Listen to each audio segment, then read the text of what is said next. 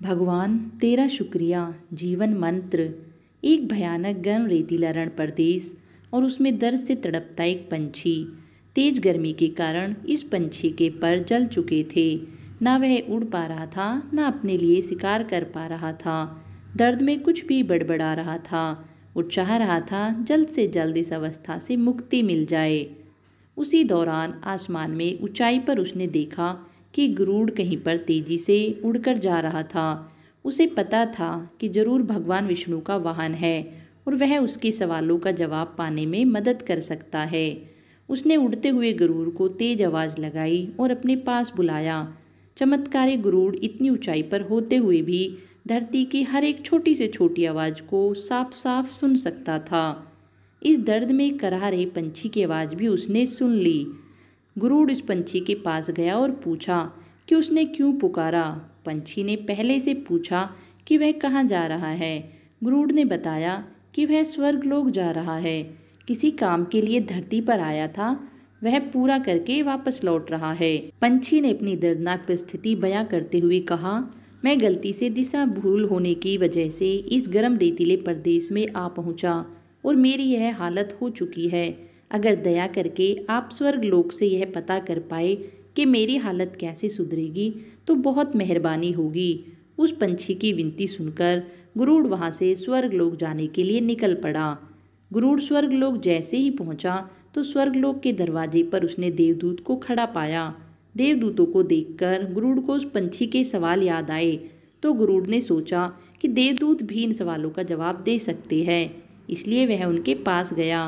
गरुड़ ने देवदूत को हाथ जोड़कर उस घायल पंछी के बारे में बताया और पूछा कि उसकी मुक्ति कब हो पाएगी।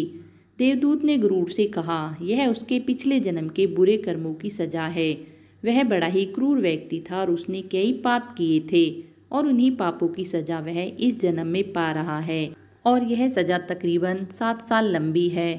देवदूत की बात सुनकर गरुड़ को उस पंछी पर और ज़्यादा दया आने लगी, क्योंकि गरुड़ ने उसकी हालत देखी थी। तो गरुड़ ने देवदत्त से कहा कि भगवान, कोई तो रास्ता होगा कि उसको थोड़ी राहत मिल सके। गरुड़ के विनती करने पर देवदूत ने उसे कहा कि हाँ, एक मंत्र है जिसको बार बार दोहराने से उसकी हालत में सुधार हो जाएगा।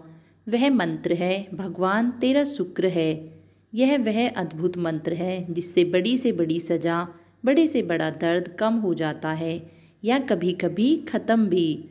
गरुड़ इस मंत्र को लेकर उसी पंछी के पास लौटा और उसे देवदूत से हुई सारी बात बताई और वह मंत्र भी दिया और वहाँ से चला गया। 7 दिनों बाद फिर से गरुड़ को किसी काम से धरती पर आना हुआ और उसी रास्ते से वह गुजर रहा था। तो गरुड़ यह देखकर अचंभित था कि पहले जो पंछी मरने की हालत में था उसके अब नए पंख निकल आए थे। वह जहाँ रह रहा था वहाँ पर नई झाड़ियाँ उग निकली थी और उसके नज़दीक ही एक छोटा सा तालाब बन चुका था। अपना काम खत्म करके गरुड़ जब देवलोक वापस लौटा तो उसे वही देवदूत मिले। गरुड़ ने देवदूतों से पूछा कि आप तो कह रहे थे उस पंछी को 7 वर्षों तक पीड़ा सहनी पड़ेगी और अब मैं जो देखकर आया हूँ वह तो कुछ और ही है। देवदूत ने गरुड़ से कहा कि यह उसी मंत्र का परिणाम है जो पहले मैंने तुमको दिया था और तुमने उस पंछी को। तुम्हारे मंत्र देने के बाद वह दिन रात उसी मंत्र को बोलता रहता।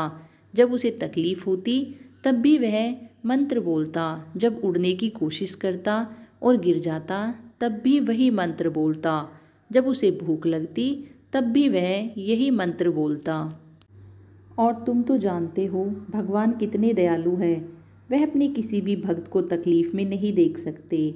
बस उन्होंने अपने इस नए भक्त की 7 सालों की सज़ा 7 दिन की कर दी। दोस्तों, आपको क्या लगता है, क्या हम भगवान को धन्यवाद देते हैं? नहीं, हम उन्हें हर उस चीज़ के लिए कोसते हैं जो हमें नहीं मिली। लेकिन उसने जो हमें अनगिनत मूल्यवान चीज़ें दी है उसके लिए हम कभी उसका शुक्रिया अदा नहीं करते। जीवन में पॉजिटिव रहना सीखो। अगर तुम्हें सिर दर्द हो रहा है तो भगवान का शुक्रिया करो कि कम से कम तुम्हें बुखार नहीं आया। तुम्हारे पास छोटा घर है तो भगवान का शुक्रिया अदा करो कि कम से कम तुम्हें सड़क पर नहीं रहना पड़ रहा। तुम्हें साधारण खाना मिलता है तो भगवान का शुक्रिया अदा करो कि कम से कम तुम्हें 2 वक्त भरपेट खाना मिल रहा है। दोस्तों, हर चीज़ के लिए भगवान से शिकायत तो करते हैं, लेकिन भगवान का कभी शुक्रिया अदा नहीं करते कि उसने हमें जीवन दान दिया। भगवान जी ने हमें मनुष्य जीवन अच्छे कर्म करने के लिए दिया है, ताकि हम अपने अच्छे कर्मों से अपने इस जन्म और अगले जन्म को सफल बना सके। परंतु हम अपना सारा जीवन भगवान से शिकायत करने में ही निकाल देते हैं। हम सबको सवेरे उठते ही सबसे पहले भगवान का शुक्रिया अदा करना चाहिए। रात को सोते हुए भी भगवान का शुक्रिया अदा करके सोए। दोस्तों, मेरा विश्वास करें, यह छोटा सा बदलाव आपके जीवन को बदल देगा। वीडियो अच्छी लगे तो लाइक और सब्सक्राइब अवश्य करें। धन्यवाद आप सभी का।